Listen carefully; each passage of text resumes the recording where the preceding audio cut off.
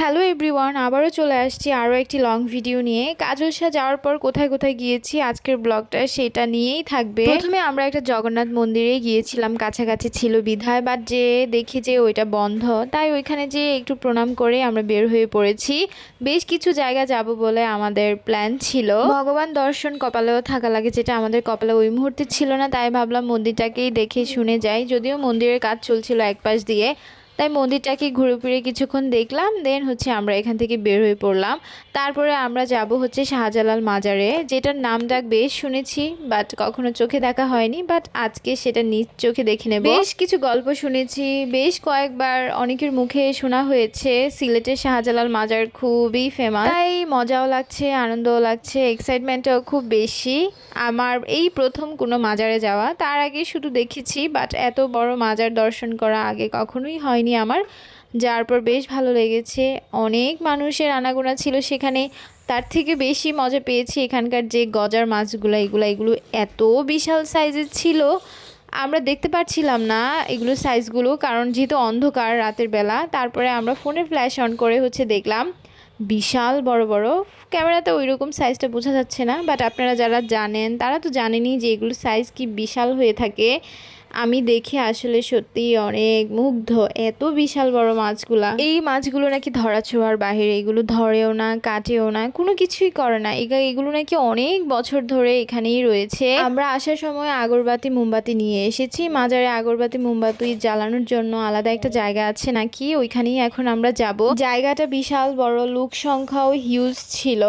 আমার ভালোই লেগেছে, পুরাটা জায়গাতেই মানুষের আনাগোনা ছিল, মনে হচ্ছিল আজকে ঈদ, এরকম একটা ফিল হচ্ছিল, ওই দিনকার কথা বলছিলাম আর কি। আমরা সবাই এই মাজারে প্রথমবার, আমার হাজবেন্ড আমাকে প্রত্যেকটা কোণা কোণা দেখাচ্ছিল। এখানে আসার পর আমি তো এখানকার বড় বড় হাঁড়িগুলো দেখছিলাম, এগুলোতে নাকি কয়েন বা টাকা ফালানো হয়। আপনি আপনার মনের ইচ্ছা, মানে মনে যা ইচ্ছা থাকে, মানে ওয়ান কাইন্ড অফ মানত করা বলতে পারেন, ওইটাকেই বলে তারপর আপনি কয়েনটা এখানে ফেলে দিবেন বা টাকাটা এখানে ফেলে দিবেন। এগুলোর সাইজ বিশাল বড় ছিল। আমার হাজবেন্ড আমাকে বলছিল এখানে আসো, তোমাকে একটা জিনিস দেখাবো, তুমি দেখলে খুবই মজা পাবা। দেন আমি তো ভাবলাম কি না কি, পরে সত্যিই বেশ ভালো লাগছে। মানে এগুলোকে দেখে পুরো আমার ছেলের সাইজের থেকেও বিশাল বড় ছিল, এগুলা বিশাল জায়গা জুড়ে ছিল। আমরা তো 5 জন ছিলাম, তাই আমরা 5 জনই আমাদের মনে যা ইচ্ছা ছিল ওই ইচ্ছা অনুযায়ী টাকা কয়েন ফেললাম। মন থেকে চাইলে হয়তো আপনি পেয়ে যাবেন যে কোনো জিনিসই, বাট এই জিনিসগুলা করতে ভালোই লাগে যে কোনো বয়সের মানুষের, যে কোনো জায়গায় এই যে কয়েনের উপর বিশ্বাস করে আপনি এখানে ফেলবেন, এটাই মেন। তারপর ওইখান থেকে আমার হাজব্যান্ড আমাদের নিয়ে আসলো বিশাল বড় একটা রান্নাঘরে। ওইখানে বেশ কিছুক্ষণ এটা সেটা দেখানোর পরে আমরা একটা জায়গায় দাঁড়িয়ে বেশ কিছু ছবি ভিডিও করে নিলাম। ভাবলাম যে শাহজালাল মাজারে যেহেতু এসেছি, আবার কবে না কবে আসা হয়, তাই একটু ছোট স্মৃতি ক্যাপচার করে নেওয়াই যাক।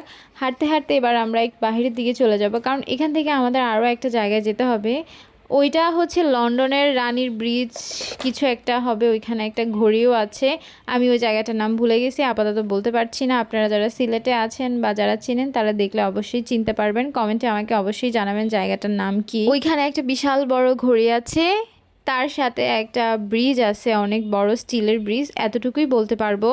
আমিও জানি আমাকে ওইখানেই নিয়ে যাচ্ছে, বাট জায়গাটা খুবই সুন্দর ছিল, মানে ভালোই লাগছিল জায়গাটা। যেটাই হোক না কেন, এইরকম রাতের বেলা অনেকে মিলে বের হয়ে বাইকে করে ঘোরার মজাটাই আসলে আলাদা। তো যেহেতু এখন আমরা এখানে এসেছি আর আমরা কালকে চলেও যাব, তাই ভাবছিলাম যে এখানে আশেপাশে যেসব জায়গাগুলো আছে সবগুলো একটু টাচ করে যায়, যাতে স্মৃতিতে থাকে। নেক্সট বার আসলে না হয় ডিটেলসে দেখা যাবে, এবার সংক্ষিপ্ত পরিসরেই দেখা যাক।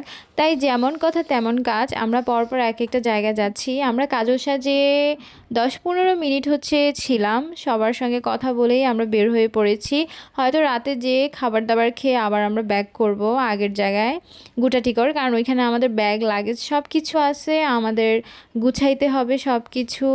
কারণ আমাদের যেহেতু তার পরের দিন 10টার দিকে ট্রেন, যার কারণে দৌড়ঝাঁপের মধ্যেই থাকতে হচ্ছে। এখানে এসে আমরা একটা ফাঁকা ফুচকা দোকানের সামনে বসলাম, দেন আমরা ফুচকা অর্ডার দিলাম। ফুচকা খাওয়ার পরে চা কফি খেলাম, কারণ সিলেট আসলে চা কফি না খেলে আসলে ভালো লাগে না।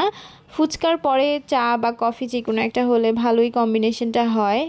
তো এই তো এখান থেকে চলে যাব আমরা হচ্ছে কাজল শাহ, ওইখানে রাতের খাবার দাবার খেয়ে আবার চলে যাব গুটাটিকর। তো আজকের ভিডিওটা এতটুকু পর্যন্তই। নেক্সট ব্লগে আবারও তোমাদের সঙ্গে দেখা হবে।